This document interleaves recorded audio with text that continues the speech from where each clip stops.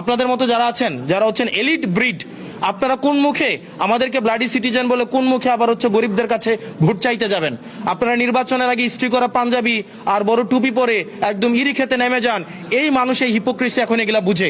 আপনারা গার্মেন্টস শ্রমিক ফুটপাতে এখন যে যাচ্ছেন ভোট চাইতে ব্লাডি সিটিজেনের কাছে, আপনারা ম্যান্ডেটের জন্য ঠিকই ব্লাডি সিটিজেনদের কাছে আসেন। রাস্তার মধ্যে রক্ত দেয় ব্লাডি সিটিজেনরা। এই ব্লাডি সিটিজেনের রক্তের উপরে দাঁড়িয়ে আপনারা বিদেশে ব্যবসা করেন, ছেলে মেয়েদেরকে বেগম পাড়ায় রাখেন, সেফ এক্সিট নেন, ডুয়েল সিটিজেনশিপ নেন, এবং নিরাপদ যখন দেখেন তখন বাংলাদেশে এসে ব্লাডি সিটিজেনদের রক্তের উপরে দাঁড়িয়ে তখন আবার নির্বাচনে দাঁড়াবেন।